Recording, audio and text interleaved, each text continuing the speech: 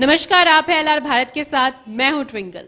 मुंगेर में उचित मुआवजे की मांग को लेकर किसान जो है धरने पे बैठे हैं। वहीं बता दें कि जन अधिकार पार्टी के राष्ट्रीय अध्यक्ष पप्पू यादव किसानों से मिलने स्थल पर पहुंचे और उन्होंने किसानों की सभा को संबोधित करते हुए कहा कि सरकार विकास के कार्यों के नाम पर जो जमीन अधिग्रहण कर रही है वो पूरी तरीके से सरकार की नीति जो है गलत है।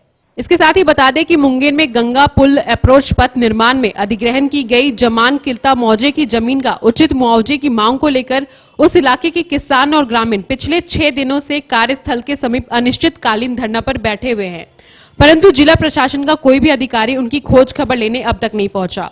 ऐसे में जन अधिकार पार्टी के राष्ट्रीय अध्यक्ष पप्पू यादव उन किसानों का पुरसे हाल लेने धरना स्थल लाल दरवाजा पहुंचे और धरना पर किसानों को संबोधित किया। इसके साथ ही उन्होंने अपने संबोधन में कहा कि विकास के नाम पर जमीन अधिग्रहण करने की सरकार की नीति पूरे तरीके से गलत है। साथ ही उन्होंने सरकार से मांग की कि सरकार किसानों को 15 लाख रुपए प्रति कट्ठा मुआवजे के साथ एक नौकरी दे। इसके साथ ही आपके खिलाफ आर पार की लड़ाई होगी। इसके साथ ही उन्होंने कहा कि बिहार के सत्ता पक्ष और विपक्ष पर निशाना साधते हुए कहा कि सत्ता पक्ष और विपक्ष दोनों मस्त रहते हैं, दारू करते रहते हैं।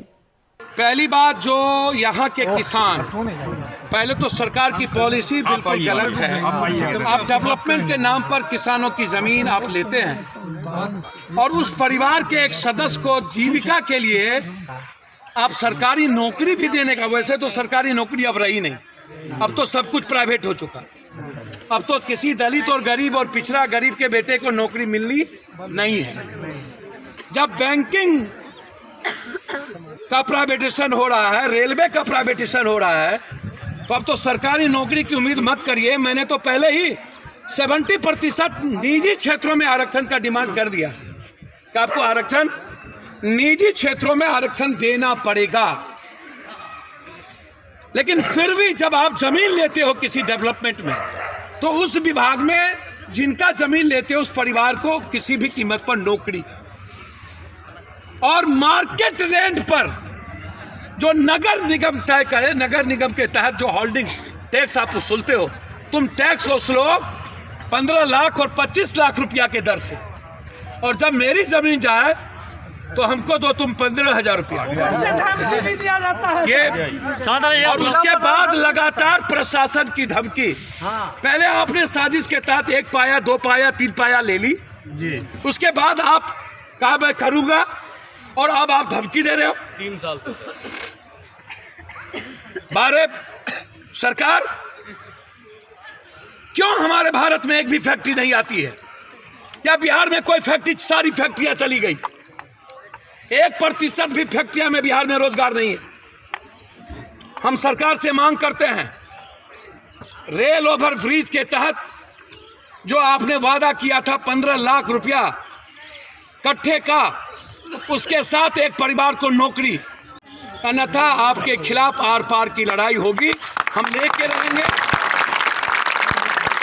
इसमें कोई यह सवाल, अब सत्ता पक्ष और विपक्ष मस्त रहता है, दारू दारू दारू दारू, हमेशा दारू दारू। अरे विपक्ष जी, दारू दारू दारू, रामसूरत राय के घर में दारू मिला। हम शुरू से कहते हैं कि मंत्री रही 50,000 करोड़, 200 रुपये का दारू का बोतल 1400 रुपये में मिलता है। 5, आप एक भी कलेक्टर, उत्पाद विभाग के पदाधिकारी को आपने सस्पेंड किया, आपने एक भी एसपी और डीएसपी को आपने सस्पेंड किया, आपने ईडी से दारू माफिया जितने हैं उसका क्या आपने एक भी अकाउंट सीज की? आपने दारू माफिया का ईडी से सीज किया। कितने नेता इन्वॉल्व हैं ऊपर से नीचा? दारू माफिया का पैसा आधा सत्ता पक्ष आधा विपक्ष। विपक्ष के नेता लगातार रामसूरत राय के बारे में, निश्चित रूप से नीतीश कुमार जी को जांच बीजेपी तय करे। क्या रामसूरत राय जी के स्कूल में दारू पकड़ाया? लगातार कोई ना कोई जितना गोदाम है वो नेताओं का गोदाम या बड़े लोगों का गोदाम में दारू पकड़ाता है। डेली 5 करोड़ 10 करोड़ का दारू फतवा में पकड़ाया, वो भी किसी बड़े लोगों का गोदाम। पूर्णिया में पकड़ाया।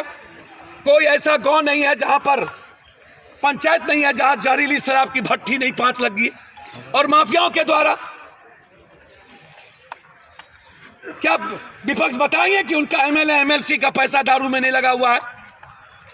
क्या वो बताएंगे कि उनके एमएलए एमएलसी का और जहरीले शराब में नहीं लगा हुआ है? निश्चित रूप से राम स्वरूप राय पर आरोप लगे हैं तो जांच कर इस्तीफा देना चाहिए।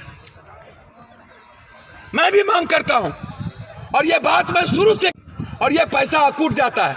मेरा तो डिमांड है 30 सालों के अंदर आप जमीन रजिस्ट्री जहां होता है, आप वो रजिस्ट्री ऑफिस जाइए, उस रजिस्ट्री ऑफिस में नेताओं के पूरे खानदान का नाम निकालिए कि किसके किसके नाम से शहरों में अन्य जगहों पर जमीन रजिस्ट्री हुआ है। और डीएम एसपी कलेक्टर और पदाधिकारी डेली दारू पीता है। हम तो चाहेंगे विपक्ष का नेता अपना खून को जांच करावे और अपने 70 एमएलए, तब सत्ता पक्ष पर प्रेशर पड़ेगा। आप गवर्नर हाउस जाने के पहले आप कहिए कि मेरा ब्लड सैंपल जांच करो कि हम लोग दारू नहीं पीते। सत्ता पक्ष भी करे और हर थानेदार और हर थाना में रहने वाला पदाधिकारी अपना ब्लड दे कि दारू नहीं पीते। आपको 90% पदाधिकारी और 80% नेता और 70% पत्रकार मिल जाएंगे दारू पीते हर दिन। इसीलिए मेरा आग्रह है कि पहले विपक्ष का नेता अपना ब्लड जांच करे निश्चित रूप से, और ये बोले कि उसका कोई एमएलए दारू का धंधे में नहीं है। मैं चुनाव तब का एमएलए एमएलसी, हाजीपुर का एमएलसी एमएलए दारू बेचवाता है, दारू के धंधे में है, सीधा क्लियर है। इनको सदन में कभी मुकेश सहनी, उनको किसान इतनी बड़ी लड़ाई है, इन सत्ता पक्ष विपक्ष को कोई मतलब नहीं। मैं चाहूंगा यह मामला बिहार विधानसभा में यहाँ का एमएलए उठाए। जो एमएलए, मुझको पता नहीं कौन एमएलए बनाया, अब चोरे को बनाइए, सब चोरे पार्टी। अब हम किसी का नाम क्या लें? जिसको भी उठाए, लड़ाई क्लियर क्लियर है। तो आपने देखा कि किस तरीके से जन अधिकार पार्टी के राष्ट्रीय अध्यक्ष पप्पू यादव ने किसान सभा को संबोधित करते हुए सरकार की नीति को ही गलत ठहराया है। खबरों में अपडेट बने रहने के लिए बने रहिए हमारे चैनल LR भारत के साथ। नमस्कार।